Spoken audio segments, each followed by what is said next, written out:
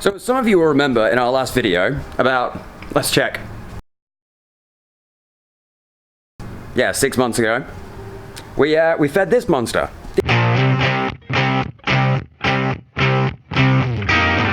And basically, I haven't made a video since then. And some of you will also remember the Facebook post where I said,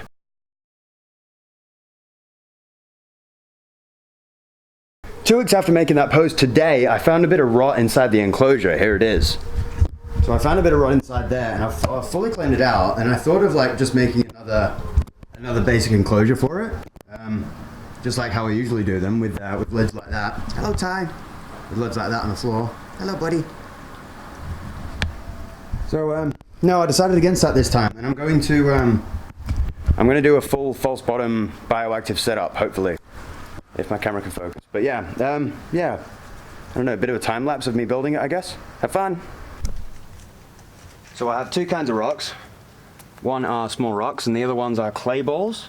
Some of you might have seen them, but I'm gonna try and use both of them because that will leave less empty spaces.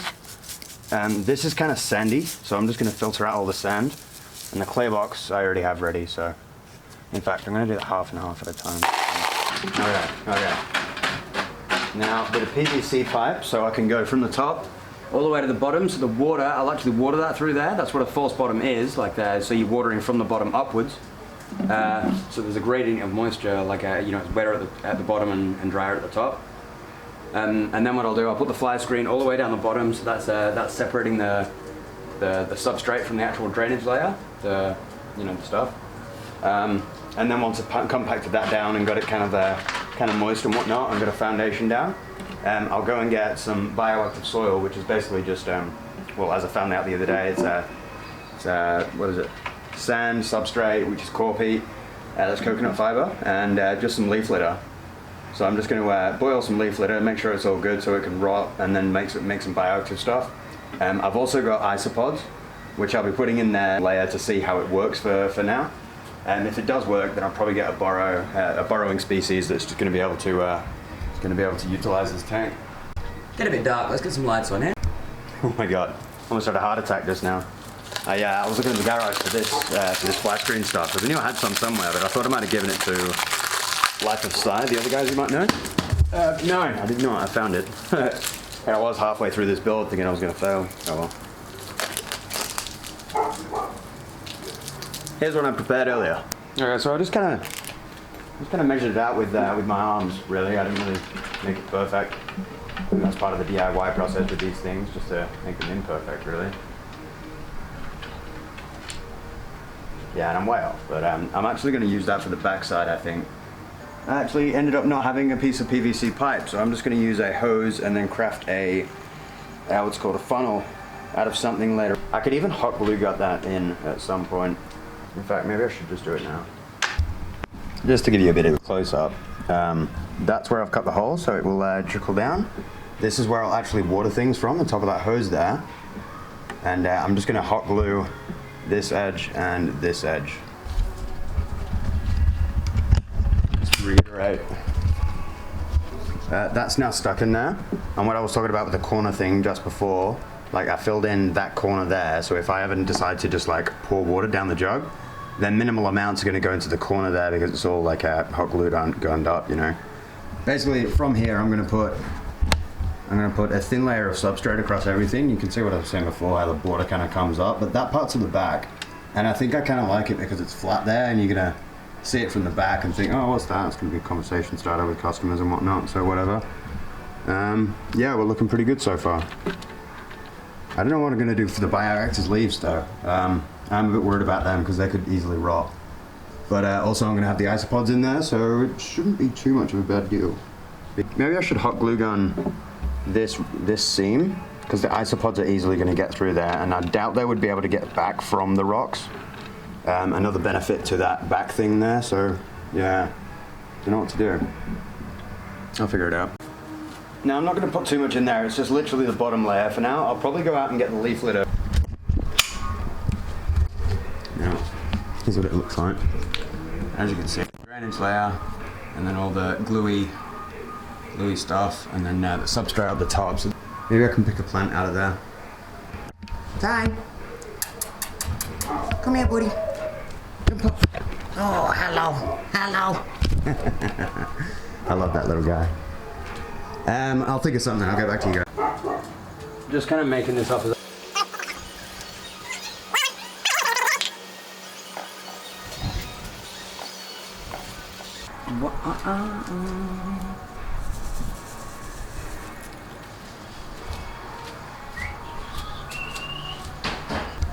Not entirely sure if you're going to be able to see this, but like, if you know what a spider plant is, you know what that is.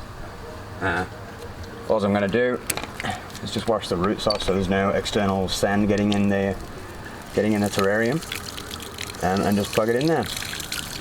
Hopefully I'll have enough substrate to be at least planting this for now. I don't need to fill it all the way up, especially because I'm only putting the isopods in for now just to see how it goes. Even if it rots, then I'm only losing, what, 100 mils of isopod. So what I'm going to do is just plant it kind of in there, kind of in the corner, so it's hiding the hose and the plant's all situated. Also, what I'm going to do is I'll make like a hill up towards where this part is, so it can evaporate down here. Don't get me wrong, I'm going to fill that up way more because there's not even burrow space right now, but it's looking for good for now. I don't know what I'll do with the isopods just yet because that doesn't seem like enough space for them. Really wish I got this part on camera, but I'll just try and explain it. There's still a little one there. Like, see the air pocket there? We really don't want that because that will be stagnating water and also stagnating air where the roots will get in. You don't want rot anywhere around the roots on any plant because that'll spread really quick. Try and get in closer. See the kind of gold backs there? Very cool. And basically with isopods, you'll get like basic ones in the garden and whatnot, but they all have recessive genes that can be brought out through genetic, genetic like not altering, but breeding selectively the ones that have the most gold to be able to make that form, and that's what Tams has done.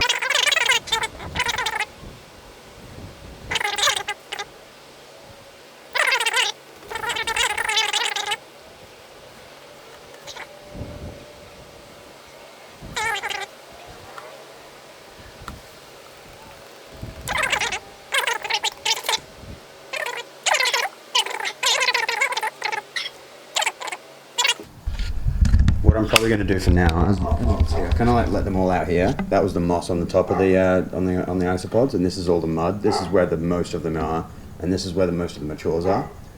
But what I'll probably do for now is help that guy back on his front so he doesn't die. Yep, there you go, little fella.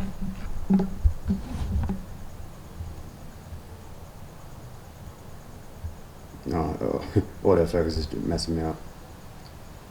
But no, what I'll probably do for now is just like feed around here so it's in the middle of both of them. Just a little bit of carrot so they can find it. And also hope that they can't climb silicon. And now I'm just wetting everything down. I'm wetting the sphagnum moss. It's great to have that like constantly wet because if it dries out then it's it can become useless. It loses its ability to retain and keep moisture and whatnot. The next thing I did was water the plant down there, just so that can kind of settle in, and also I mentioned before about the air pockets and stuff like that. The water will start to help minimize them.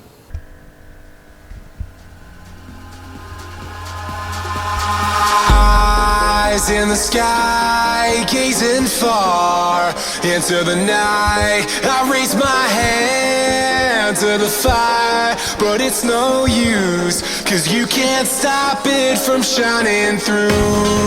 It's true, baby, let the light shine through. If you believe it's true, baby, won't you let the light shine through for you.